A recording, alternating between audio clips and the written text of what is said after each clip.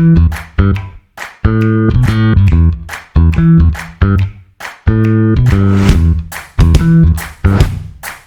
listening to the Common Fan Podcast, a Husker football podcast for the common fan, by the common fan.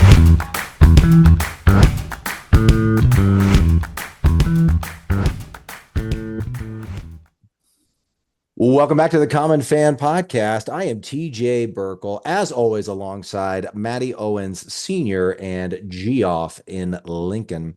It's another view from the Blandstands. We are joined by Evan Bland, friend of the program, of the Omaha World Herald. We will get to Evan here shortly. You know, common fans, as the Huskers have only 3 games left, it's kind of hard to believe. You really want to make the most out of your opportunities to watch Nebraska football. And 2 of those games are away games. So you might be sitting at your home, your grill's right outside, or your cast iron skillet in the kitchen is right steps away, right? Also, you got a chance to go to the Wisconsin game, home game. You can tailgate there. Whatever it may be, the common denominator that you need for these last 3 games is certified Piedmontese beef. Yes. You can get ground beef for your burgers, for your meatloaf. You can get steaks. You can get beef brats, beef bacon, beef ribs, all kinds of beef. And you just want to soak it in. My son tonight was asking, who is it? Toledo at Central Michigan? Little action. Is that tonight? I think that's tonight. And he said, like, as we were sitting down at dinner, he was like, "Hey guys, anybody want to watch Toledo at Central Michigan?" And I thought, first of all, I thought, good parenting. But second of all, it made me realize, like, we still have some time left. Thanksgiving's over 2 weeks away, to just soak in all that college football has to offer, all that's left of the college football season. And what better way to do that than grilling as much certified Piedmontese beef as humanly possible. Or you can put it in the oven or the crock pot or the stovetop, however you want to do it. You can also get to your local Mercado butcher shop. There's 1 in Lincoln, 2 in Omaha.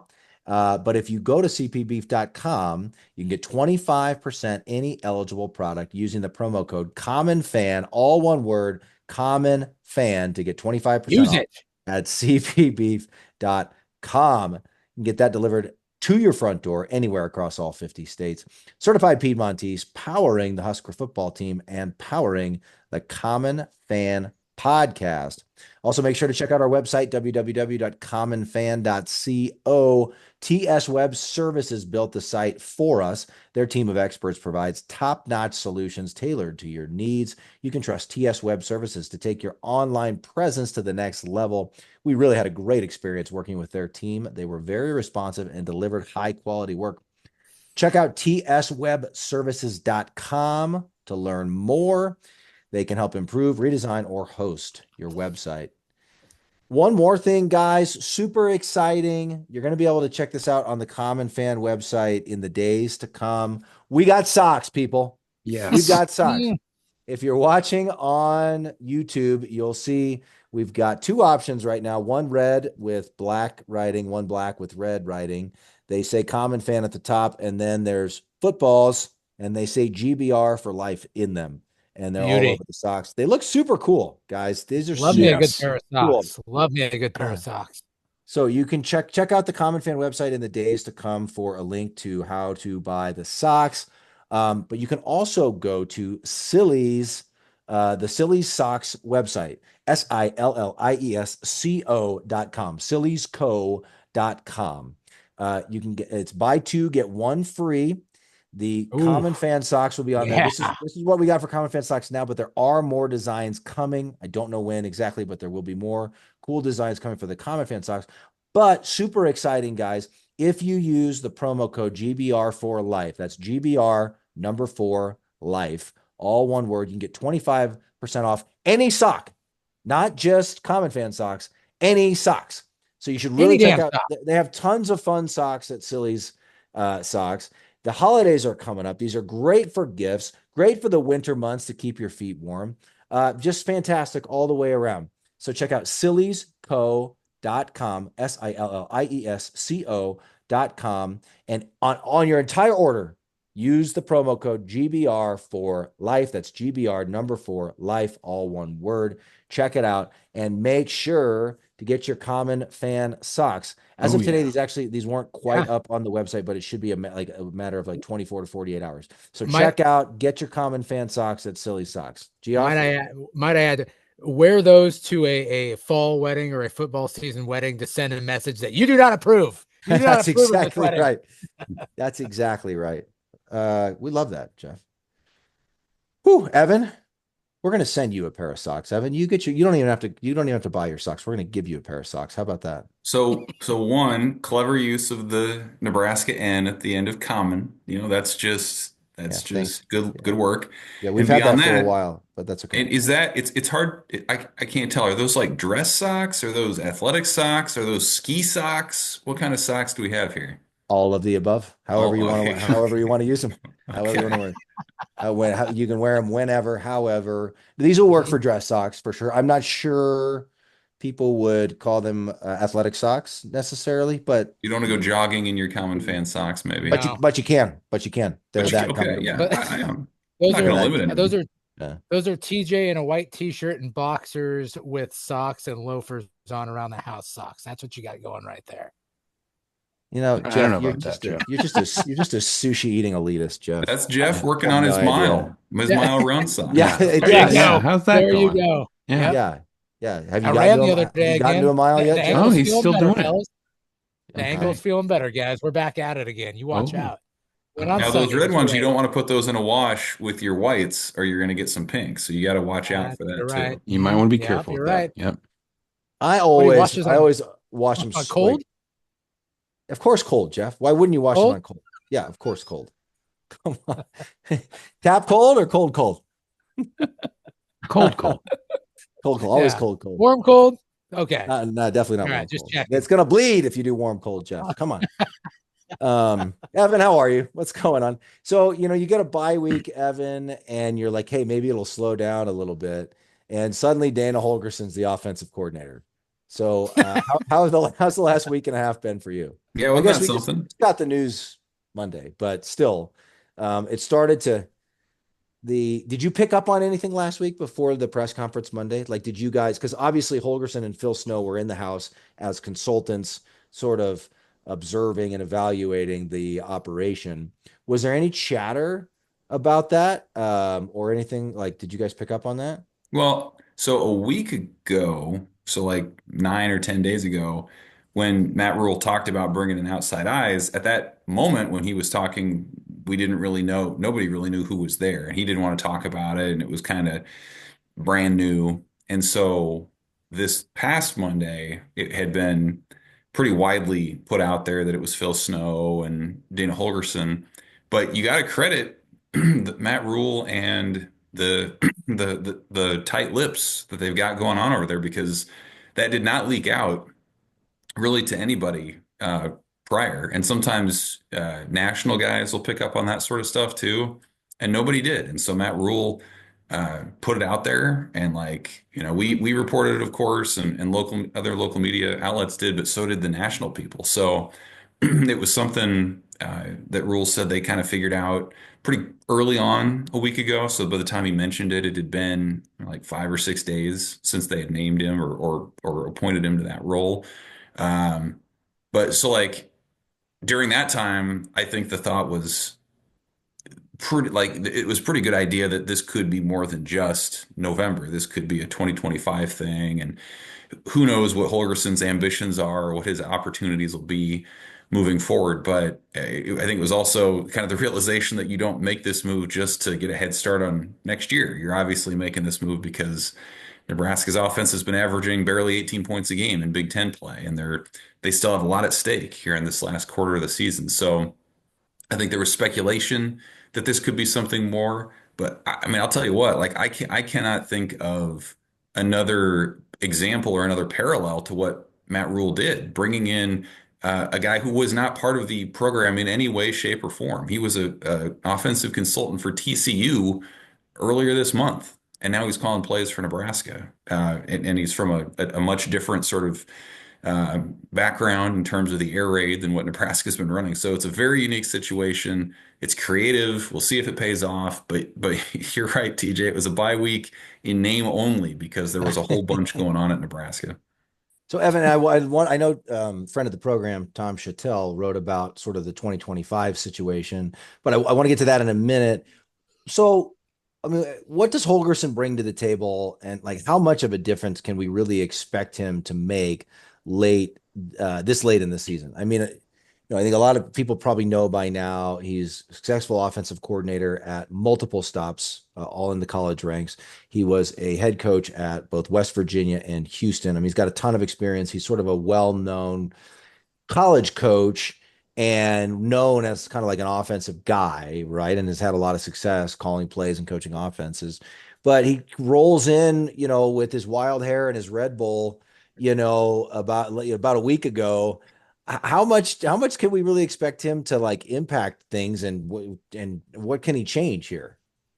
Yeah, I thought Matt Rhule shed a lot of light on what he's looking for here down the stretch. One thing you mentioned was that Holgorsen's a really aggressive play caller because Matt Rhule's not. So he wanted somebody who would kind of make him uncomfortable the other way.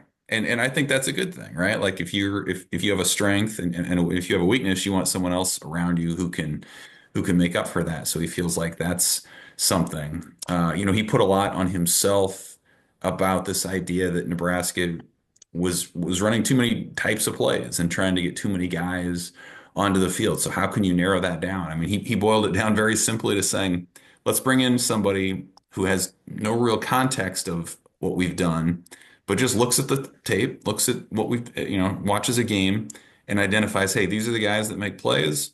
These are the plays that we do the best. Now let's run those plays with those guys and cut out the rest. So I think what I would expect is there would be a good chunk of the playbook that Nebraska probably just scraps.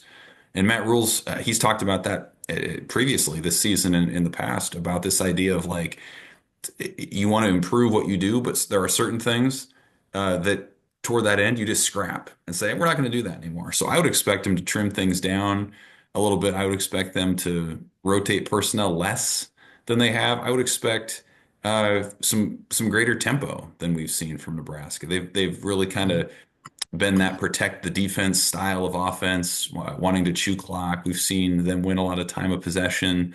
But there just hasn't been a lot of urgency. I think sometimes with that, you don't have that urgency that comes with it. So I think those are some things that you could see.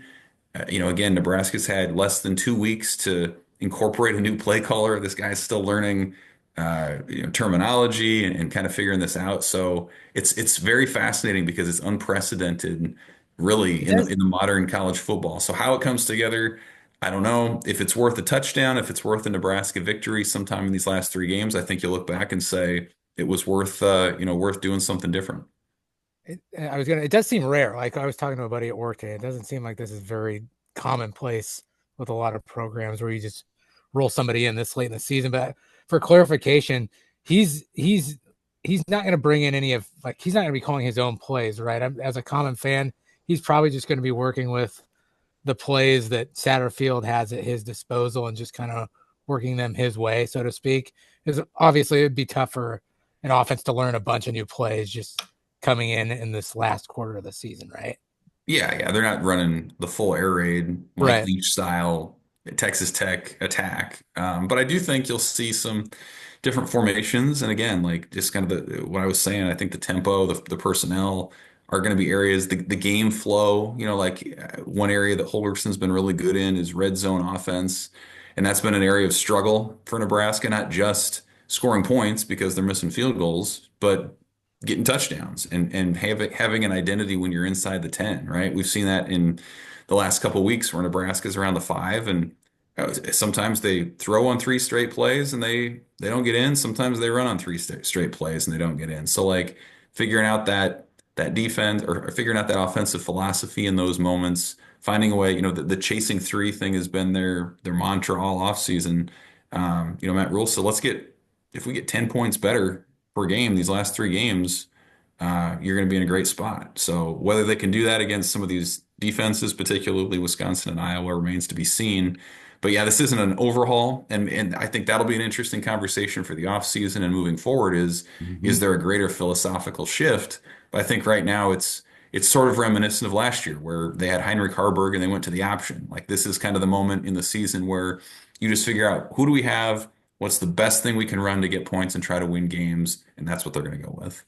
Right. And it's almost like it's one of those things about football. It's like at its core, it's getting the ball to the guys that you know are going to get yards or score touchdowns and make plays. It's really you boil it down, it's not that hard. I mean, it's a simple thing, really, right?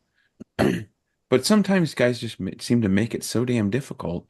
I mean, you think about the air raid offense. You know, I've learned about it for years. Even our guest that we had, Evan, for our Veterans Day episode, our buddy Nick Olson has always loved air raid concepts.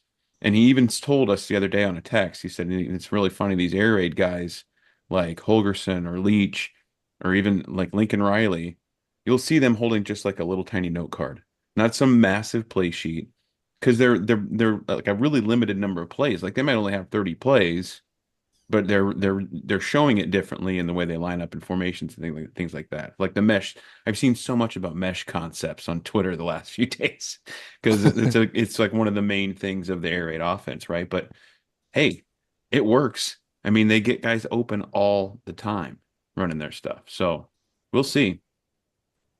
Before I forget, Evan, both of you guys, all you guys, was it the Red Bull? Was it sugar free or was it just diesel?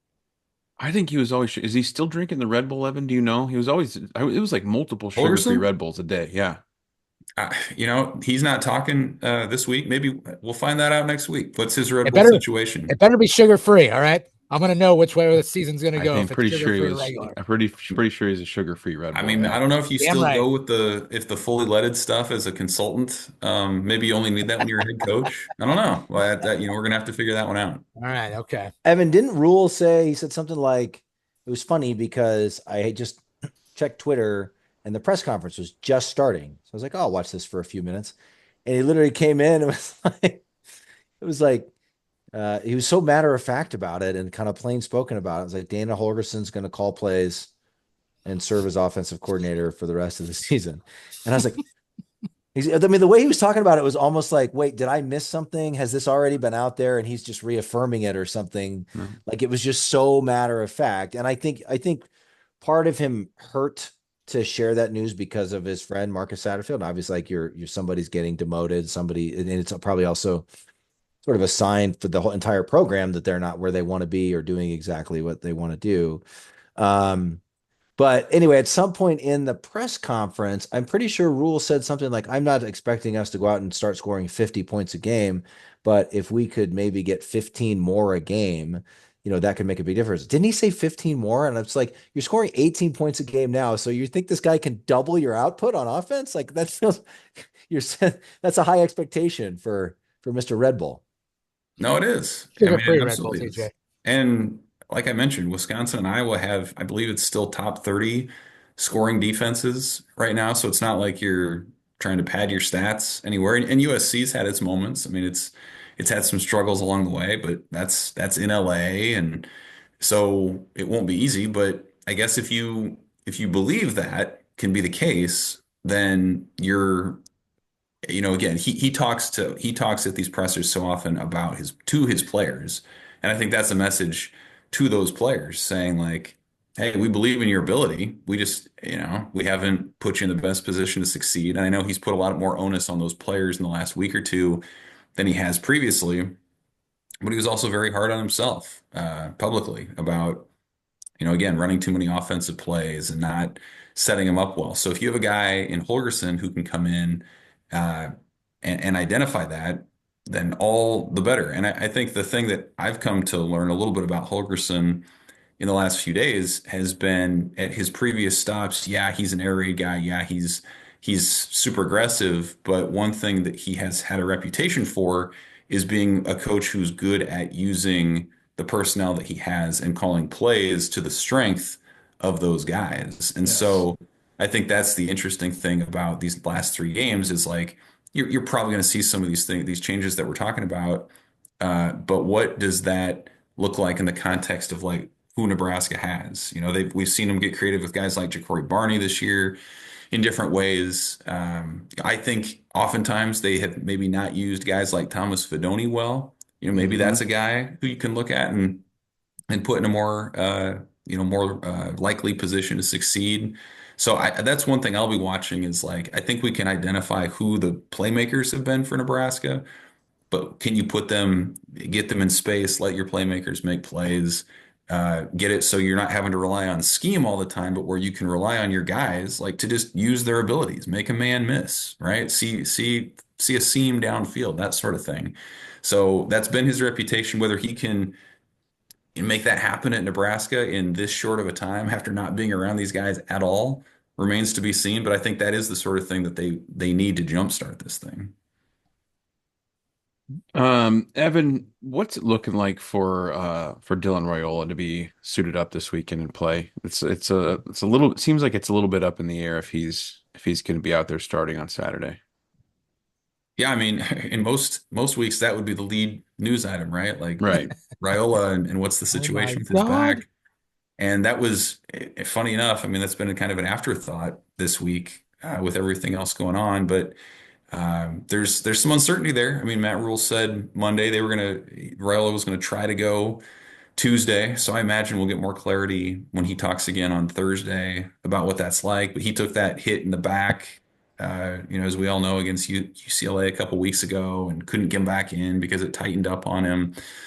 So they're getting Harburg ready as well. So I think that's the other really interesting wrinkle to this thing, right? Is like as as fascinating as it is just to have Holgorsen come in and that whole conversation, you're doing that while also having quarterback uncertainty. And oh, by the way, these two quarterbacks are very different in their skill sets in terms of a true freshman with a big arm and a guy in Harburg who's got some experience but is one of the most dynamic athletes on the team. So, hopefully for Nebraska's sake, they have some clarity on which guy they're game planning with as they're figuring this out. And then if you want to add another wrinkle to this thing, as we mentioned, USC's starting another quarterback themselves this week, Yeah. making the switch over away from Miller Moss to Jaden Mayava. So I mean, so many, you talk about like wild card factors in this game. There's like 20 in this one, and they're all major. It makes for a really fascinating game. I have no idea how you would handicap this game if you were a Vegas odds maker this week because there's so many different variables in play here. You, you, But certainly the quarterback spot's one of them. you hear that, Absolutely. Owens? You hear that, Owens? It's gonna be tough to gamble on. So I just take saw it easy, I all saw right? nine. Just take it I saw easy. I saw nine was the spread. I don't know. Look, That seems a little high considering USC struggles, but they played a tough schedule too, I Hey, guess. those guys are experts. I mean, they nail it more often than not. But Yeah, I I mean, do. there's just so many unknowns, right? Like it's so hard to say. Huskers are going to roll into the City of Angels with Kearney, Nebraska native Heinrich Harburg. We're going to run the option up and down the field on those guys, and we're going to beat them for the first time in history. That's what's going to happen. Before we fully pivot to USC, Evan, I wanted to ask, and I know this is probably just a ton of unknowns, but any sense of what this means for 2025? I got the sense in watching the press conference, Rhule seemed to be suggesting he'd love Holgorsen to be back for 2025 in the same role. Mhm. Obviously, that's a guy who's been a successful offensive coordinator and head coach, so maybe he'll have opportunities, whatever. But then Mr. Chattel also raised the idea of, if let's say Holgorsen comes back or comes back to Nebraska for 2025 as the OC, um, are there any other shakeups on the offensive staff? Any kind of thoughts on that or any sense of that yet? Well, I mean, we did learn a few things Monday. Rule did say, as you mentioned, that he would like him to come back in 25. That was notable. We haven't heard that before. The other thing I thought that was interesting that he mentioned about that was he said he looked at what Nick Saban did at Alabama with so many former head coaches that came through as his offensive coordinators over the years, and how that was helpful for Saban in the sense that that guy calling plays has been in the pressure seat before, and he was somebody that Saban could talk to as a guy. Sometimes it can be lonely at the top as that head coach when you're the one who's accountable for everything. And so being able to talk to somebody else and bounce ideas off of somebody who's been where you are can be valuable. So I thought those two things were interesting. You know, you look at national reports, and it does sound like Holgorsen has ambitions for something more than a coordinator at a Power Four school, whether that's returning to a head coach at the college level, maybe going to the NFL.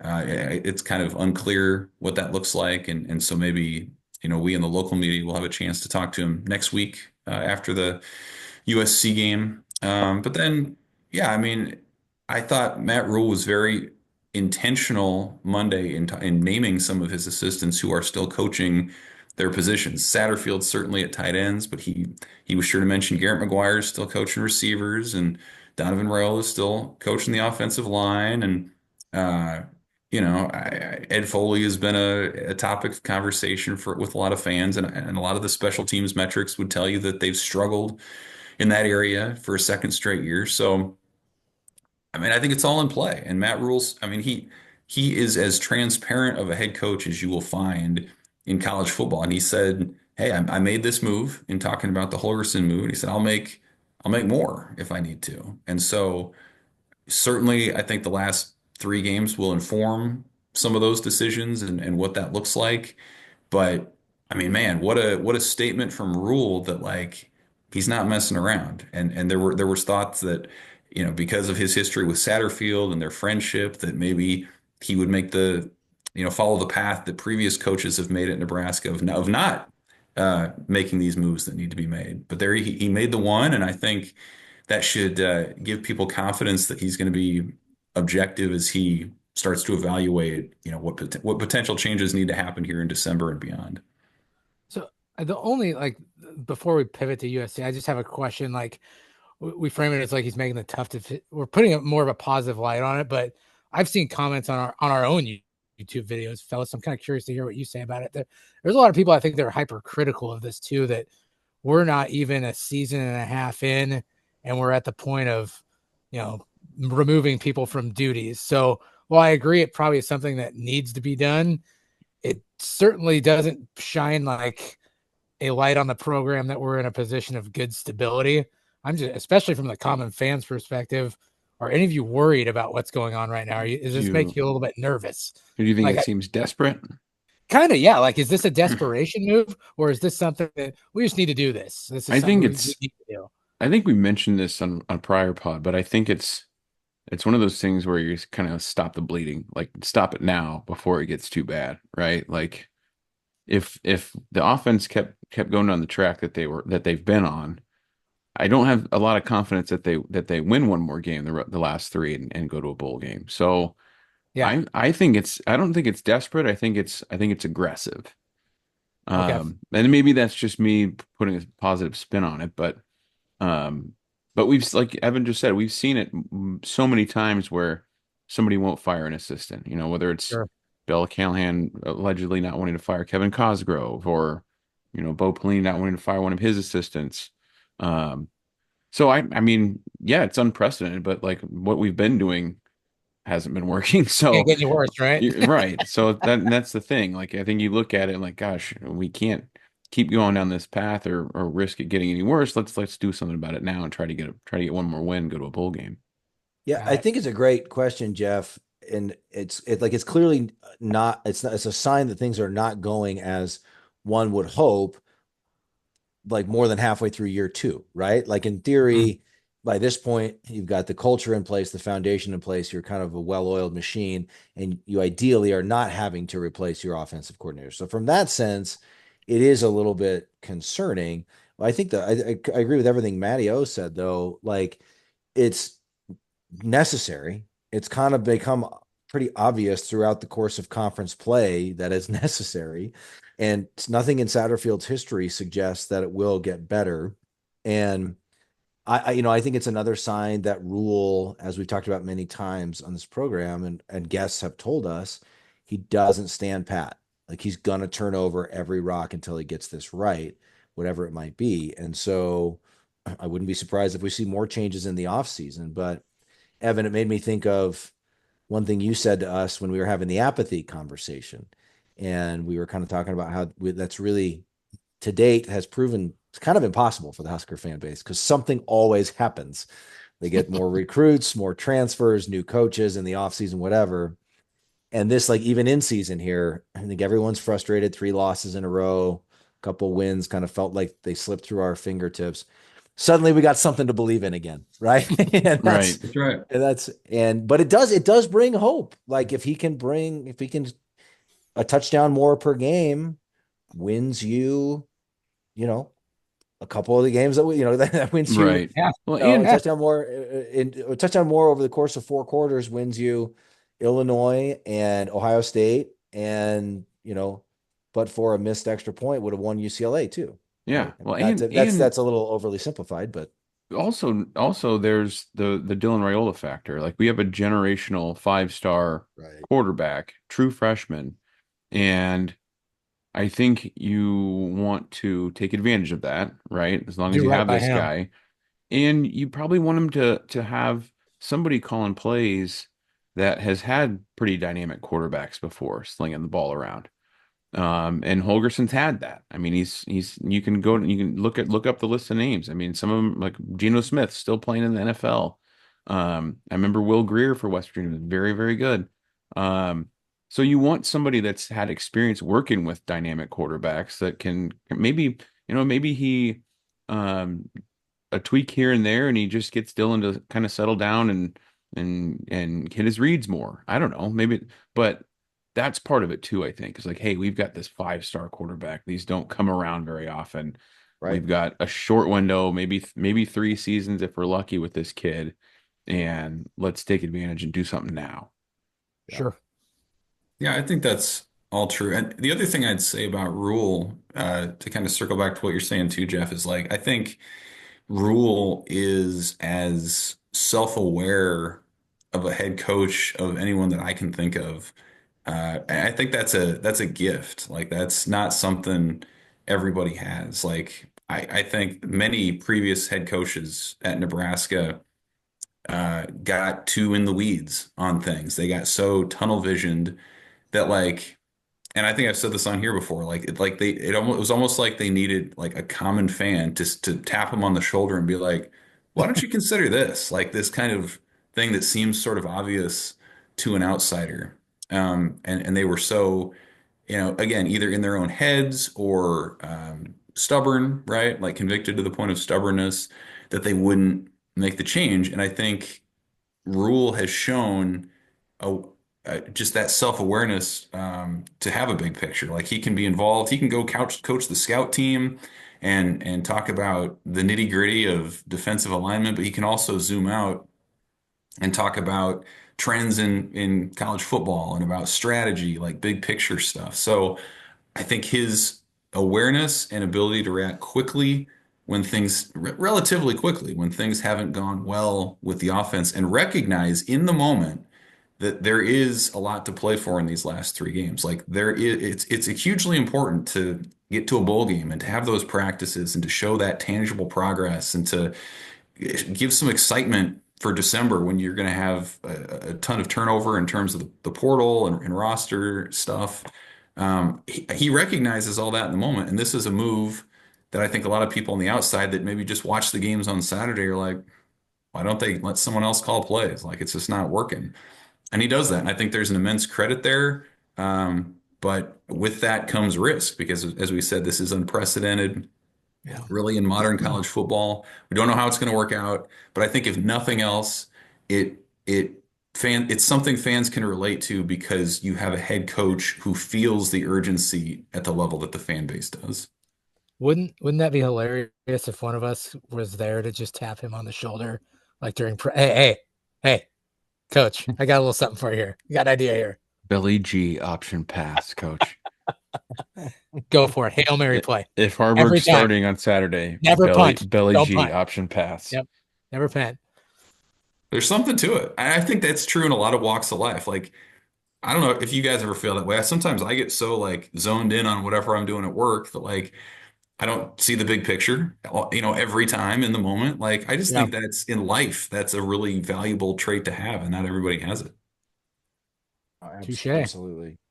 Or just like that's a great example, Evan. Or I'll have something happen where I'm like, only after the fact do I realize, I've seen this before. I've dealt with this before. Like, why didn't I address Yeah, it? Like, why didn't I, whatever it might be. Like, you just need a little bit of a reminder sometimes, or a fresh set of eyes of like, hey, I know what I'm doing here, but I need somebody else to give me their read on it kind of thing. right. Yeah. Well, let's talk about USC. Evan, you wrote about kind of Lincoln Riley. It sounded like he was on the USC show, his weekly show or whatever it was, kind of answering questions about Nebraska. And Riley and Holgorsen coached together. Is that right? Yeah, they kind of started their careers at Texas Tech under Mike Leach. They were together from The oh Pirate. from '03 to '07. Lincoln Riley came on as a 20-year-old student assistant. Lincoln Riley was an inside receivers coach, or I'm sorry, Holgorsen was an inside receivers coach who ascended to offensive coordinator in that time. And then over the last decade or so, they matched up a number of times in the Big 12 with Riley as the OC at Oklahoma, and then taking over as the head coach, and then Holgorsen at West Virginia, and even at Houston down the line after that. And Riley always got the better of him, and I think a lot of that has to do with where OU was as a program compared to where Holgorsen's teams were. But it's just kind of funny. Like, it's a reminder that of how small really like the coaching fraternity is, to where Nebraska brings in this guy who had no real connection to the program outside of 2 weeks ago. And the team that they're playing right away, their head coach has like an intimate history with him, coaching against him, knowing his schemes. It's like, Great. like I don't know how much that's going to be worth. Riley's more of an offensive guy and what have you, but it's fascinating, like that they would immediately have that kind of history, and there are these just connections that we weren't even thinking about a week ago, and here it is for this USC game. So I think it goes back. It was a reminder listening to Lincoln Riley about, like, I mean, imagine being a coach this week and you're just like, well, I guess we're watching a bunch of Dana Holgorsen stuff and all the things that we did to prepare for Nebraska in the offseason. You can throw that out.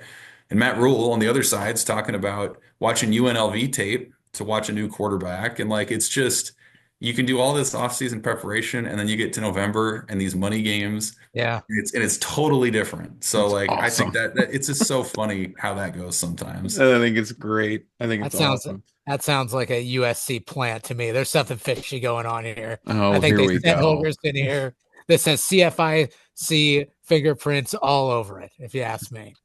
Okay. Jeff, I mean, the college football industrial complex is actively working against Nebraska, but that feels like a bit of a stretch. Oh, please. That's a reach. That's a reach for you Yeah, guys. that's a reach. Yeah, buddy. That Lincoln Riley's in on it. You've seen too Matt many movies Holgorsen. and read too many comic books. That's where you need Okay. those fresh eyes to come in and be like, I don't know. Coach, I don't know if this is a good idea, Matt. I Something's don't off know. here. I'm not sure about Coach, that I don't theory. trust this guy. I don't trust this guy, Coach Rhule. He's not drinking sugar-free Red Bull. He's drinking diesel. Something's off here.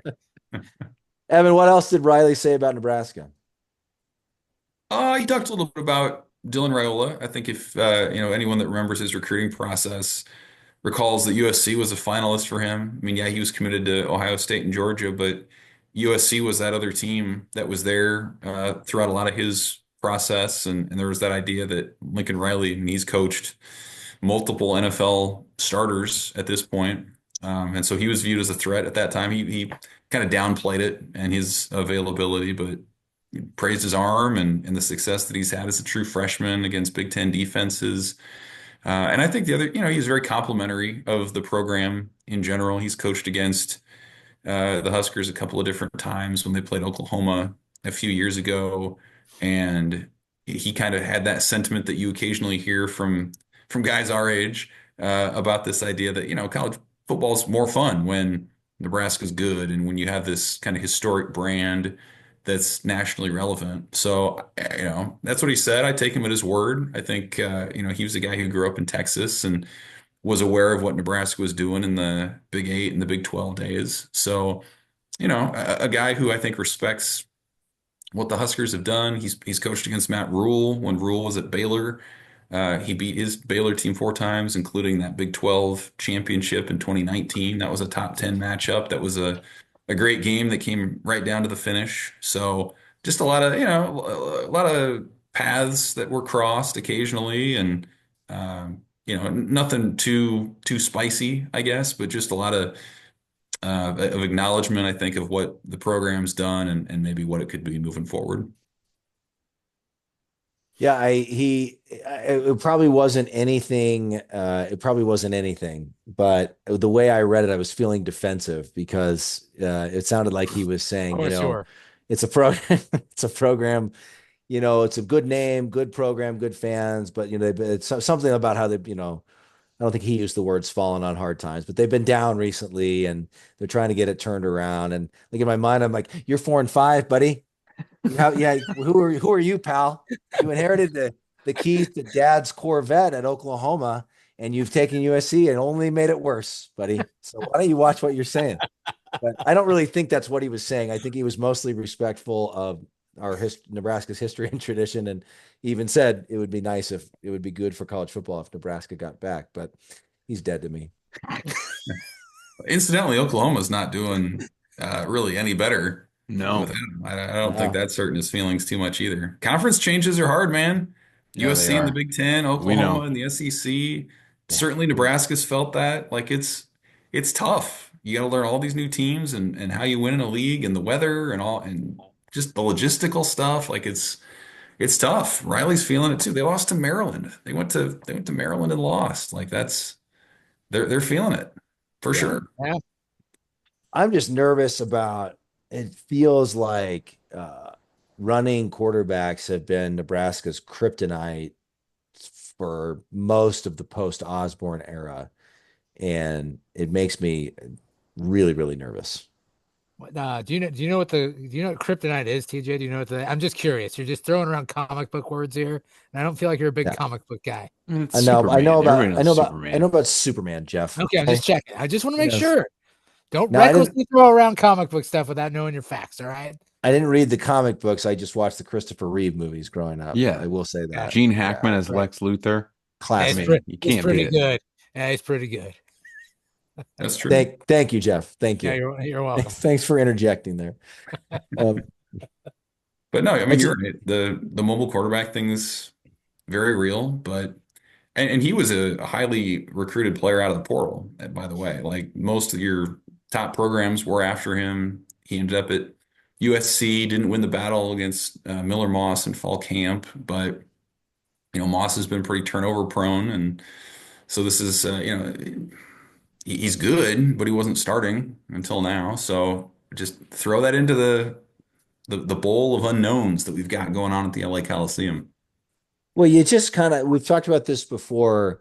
I'm excited to get to the point where we don't care who we play. We don't care what kind of hot streak they're on because we're so good. We're confident we're going to win anyway. But right now, what I'm hoping is USC's having their own identity crisis and, the team's kind of checked out, maybe even given up on the year. And we can just go into the Coliseum and, not that we can't beat them at their best. I'm not suggesting that, but I'll take any help we can get. Yes. Touche. Yeah. Whatever it takes. Yeah. I think ideally, if you're trying to find the best case scenario for Nebraska, USC would have maybe waited a week to make this move at quarterback. But hey, this is the fourth team in a row that Nebraska's faced that's coming off a bye. Great. So that just another thing. That doesn't add to it. That can fuel the conspiracy theory stuff. That's fishy. That's fishy. Yeah, there's something going on here scheduling wise, guys. I'm telling you right now, I don't like what I'm seeing here. Yeah, I don't know. How about you? Like, as you guys are watching these games, so it's USC, Wisconsin, and Iowa. They lost 10 in a row to Wisconsin. The Iowa struggles. They won one game in the last 10 years as well. How would you guys rank your preference for if Nebraska can get just one of these last three, which one where does USC fit into that? How do you guys break that down? If it's only one, that's a phenomenal question, Evan. Yeah. If it's only one, and I could pick which one, I'd want it to be Iowa. But I also don't want to be 5-6 going into that game. So it's that's a trick. That's the tricky part of it. But then also it's senior day against Wisconsin. There's a lot of guys that have been here a long time. I'd like to see them go out a winner. I don't know. I don't care which one they win. I just want them to win. It's a tough one because like clearly home games don't matter. The home field advantage thing doesn't matter anymore. There's so many. We just came off a loss at home. It doesn't matter. We lose at home all the I still time. think it matters. Yeah, it does not matter. USC, there's too many unknowns. I have no idea, to be honest with you. But if I chose one, maybe because there's so many unknowns, USC is probably our best shot, I think, right now. No, the question, Jeff, which you would want though? What I would want? Well, you would, which you I would want us to beat USC because I hate them so much. Yes, Yeah. Okay. Yeah. Is it your Notre Dame fandom coming in here? That has nothing to do with it. That's I'm coming in as an impartial advisor. Okay. Impartial All right. Just checking. That's okay. I'm just curious. Yeah, I feel like it's like Iowa's 1A and Wisconsin's 1B. Like I feel like if we go into Iowa City already bowl eligible, even though I've said this before, if we end the year at 6-6, like when the dust settles and we look back at the season, people will say that's a disappointment. However, we'll all be thrilled with the bowl game. We're all on board with just getting that 6th win and getting to a bowl game. So if we go into Iowa City at 6-5, we know we're bowl eligible and we put up a good fight and we lose, it will hurt and it will suck, but it will suck a little bit less since we're going to our first bowl game in almost a decade. But having said that, like, yeah, I think if I had to pick one, it's got to be Iowa, but closely followed by Wisconsin. Yeah, because then just because I felt like Wisconsin would be our main rival coming into the Big Ten. Like we had some shared history there with the Barry Alvarez thing and all that. And we were both top 25 programs when we came into the conference. And it just felt like like we were going to be playing awesome games against them for years to come. And they've dominated the series so much that it's kind of like they don't even think about it anymore. They don't even care. Whereas like for whatever reason, I mean, Iowa's obviously we've won a few more against Iowa, but they've been pretty successful in recent years. But we just hate them so much more, and Iowa hates us so much more. And like Iowa's got to be number one, I think. And we've talked about this before too. Like I think that is our rival, right? As in 2024, that's really our main rival. But man, I dare not even say it, but imagine winning both those games, boys. Yeah. Whew. That would be. That's interesting to me that you guys would say Iowa. Is it because of the rivalry thing? Like you guys hate them the most? Is that kind of the idea? Yeah. That's unhealthy. It's unhealthy. Go ahead, Matt. I've seen it, and it's no. Jeff, why don't you have a cigarette while you lecture us on health, Jeff? Yeah, huh? Jeff. How does that sound? Why don't you go run a mile, Jeff?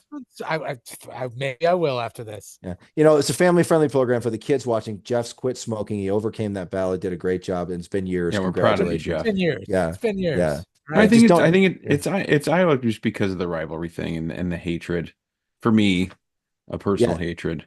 Let me tell you why it's Iowa, Evan, and this is the same reason that it has turned into a rivalry, and it is because Nebraska fans will never acknowledge, because they don't believe, they will never acknowledge that Iowa is better than us in football. No, like they're not a better program, and I'm saying this as fact. They're not a better program. Historically, they're not a better program. They're not a blue blood. Nebraska is the better program. We've fallen on some hard times. We've lost a few games, several of which we should have won. And that's like infuriating for Husker fans. But I think like that's part of the reason it's turned into a rivalry. And then Iowa fans, I think, see that and it's like little brother just relishing in beating big brother on the basketball court or in the driveway. And they like see Nebraska's arrogance. And let's be honest, just over the last 8 or 9 years, probably since 2015, when Kirk figured something out, they have had more success. I'm not even going to say they've been the better program, but they've had more success. Just program wide, not setting Nebraska aside. And so I think that like Nebraskans will never ever believe that like Iowa's better, and Iowa, has kind of owned the series obviously for the last 8 or 9 years, and so they love like rubbing that in Nebraska's face, and so like it's just this constant like. You see these, I have to set the phone down sometimes because the fights on Twitter are so obnoxious, but then I find myself like getting worked up by them too. TJ, you're clearly getting worked up right now. All right. Just calm down. Maybe you should smoke a cigarette and chill out. Maybe that sounds pretty good, Jeff. Maybe I will. Well, let me give you my counterpoint. I think it's Wisconsin. I think of the three, like you got to beat Wisconsin because if you lose to USC, I think people would be disappointed, but you'd be like, okay, you're going to USC. It's tough to win on the West Coast, etc. If you lose, They're probably better than their 4-5 record. I I think mean, so. they have a Yeah. ton of talent. They've kind of For screwed the sure. pooch late in some games, but yeah, go ahead, Evan. For sure. If you lose to Iowa, um, I know people don't love Iowa, but you know what? Right now they're 6-4. Like you're not going to make or break their season one way or the other at this point. Like they're kind of upset at what's gone on. They're going to have some change. They played their fifth string quarterback at UCLA last week. Yeah. Wisconsin has beaten Nebraska 10 times in a row. They're very much in the middle of their Bill Callahan experiment, going away from their identity, trying to change who they are under Luke Fickell. This is a team that plays number one Oregon this weekend, and then will be coming to Lincoln, still probably on 5 wins. And there's a good chance that if they don't beat Nebraska, they don't go to a bowl game. So not only could Nebraska snap a streak against Wisconsin, become bowl eligible, but they could start a drought for Wisconsin. I think they've got it's like 20 years or something like that they have gone to a bowl game. So if there's ever a time you're going to beat that team, like it needs to be this year. Like quite honestly, that's a team that's just spinning its wheels. And so I don't know. For me, it's a home game. You can celebrate that breakthrough in front of your home crowd. I think they'll be favored in that game, probably. You got to beat them. Like I think that's the one that would be really fulfilling for Nebraska, but also could really deal some misery to that team on the other side Yeah. that's been such a Yeah. thorn for a long time. All of that sounds thoroughly satisfying. It does. That sounds glorious. Very Yeah. much so. Evan coming in with a rational thought. Everybody else coming in with blind hatred. I love it. I mean, I love the Iowa stuff. Like, Yeah, I think I hate there's this Wisconsin too, debate. Jeff. There's this debate. Like, I think there's still this thought, like, is the Iowa hatred real or is that kind of still manufactured? Because, but I'm glad to hear it. Like that this thing has got some like organic emotion to it, and it's not, the hero's trophy and corporate stuff, but like it's actually kind of conjured some stuff up. I think it started out as very forced and Yeah. manufactured, but it turned into an actual rivalry. It's turned into a rivalry when they started beating us. Right. Like we we got won better 3 out of the sour first 4. grapes. Yeah, exactly. And then yeah. Well, I blame Mike Riley. USC still sucks.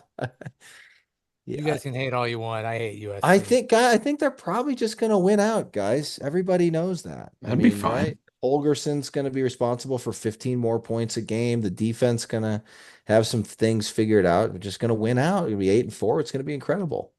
Oh my Wouldn't that be gosh, something? It's going to be It's a so bold great. strategy. Can't Yeah. believe it's going to happen. It's gonna be so great when it happens. It's gonna be unbelievable. Oh, wow. Great conversation, guys. Evan, when do you leave for LA? We talked about this, but I don't think we were recording yet, right? When do you leave for LA? Yeah, Friday afternoon, midday, direct flight. You pumped Kinda for nice. that? What airline's got the direct flight out of Omaha? Out of Omaha, I think it's United, I believe. Right in So- LAX there?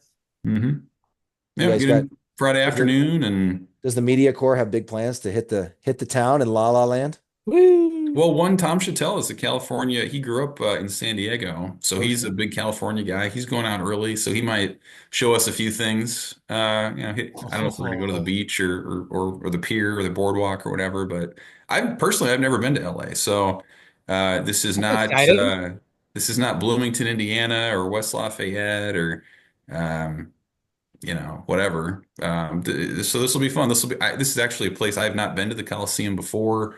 So this will be Big Ten school, 15 out of the other 17 that I haven't been to. So I just Lovely. Washington and UCLA after this one. So it'll be fun to cross it That's off. awesome. Yeah, and you'll crank Good out for you. UCLA next year, and then Washington should be pretty soon after that.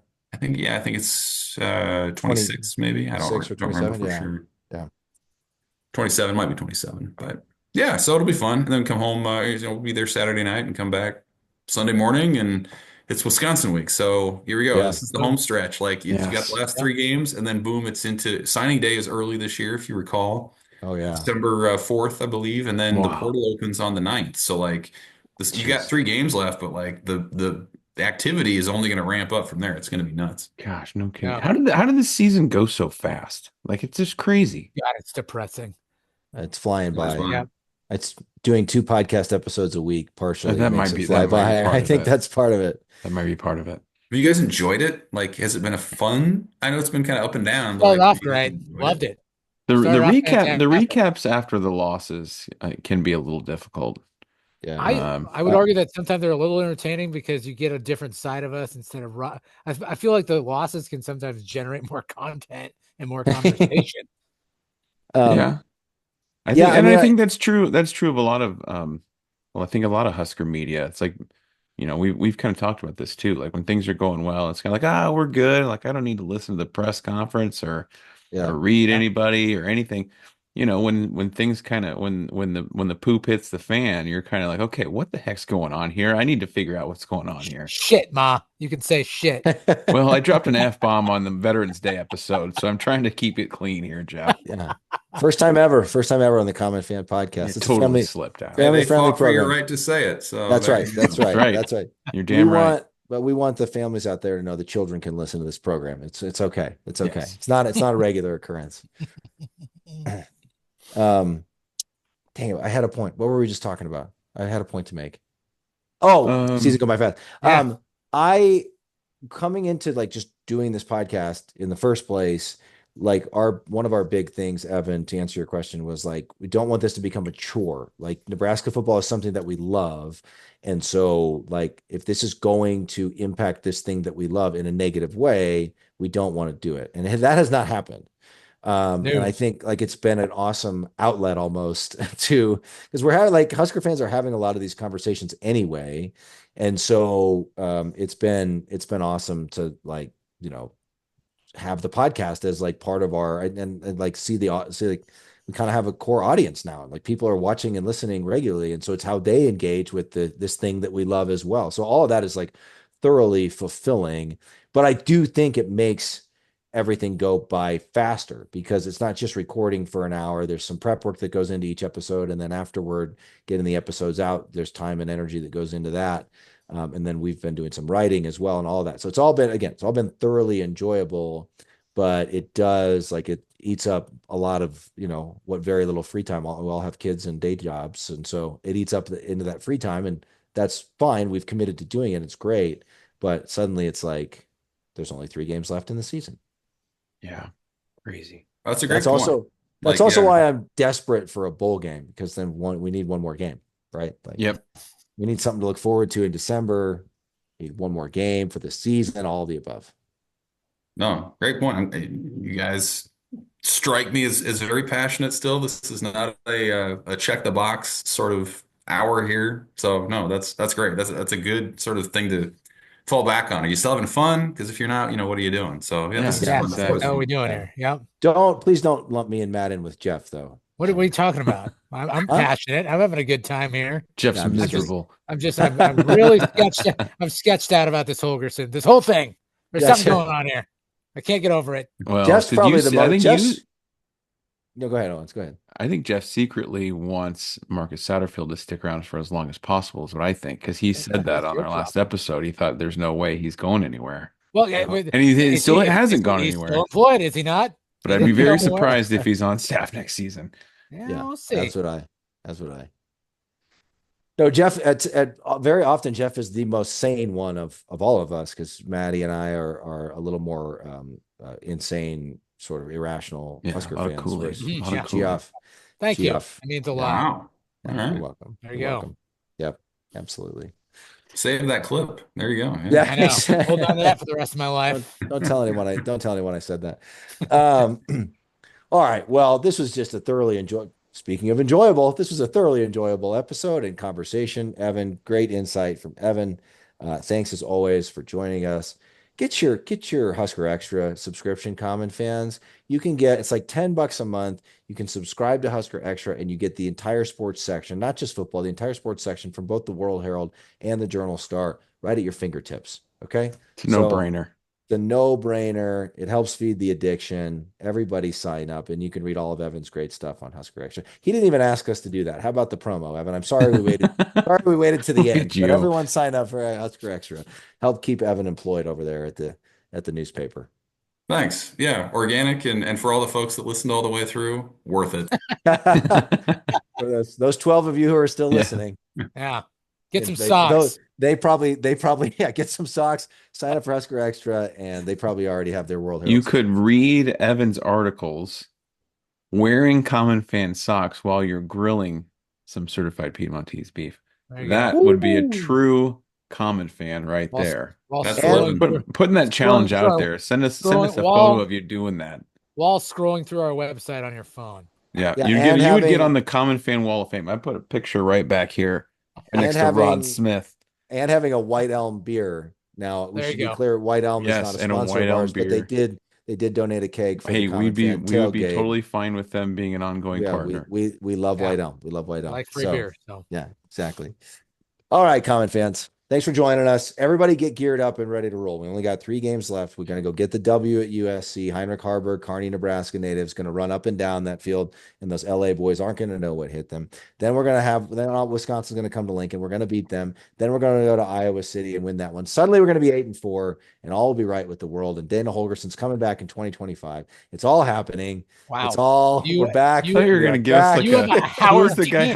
Howard Dean? Yeah. No. We're going to USC, and then we're coming back home. We're going to be Wisconsin. Then we're going to Iowa City. I think everyone needs a break from politics for about 4 years now. Yeah. Anyway, Evan, thanks for joining us. Awesome to have you as always.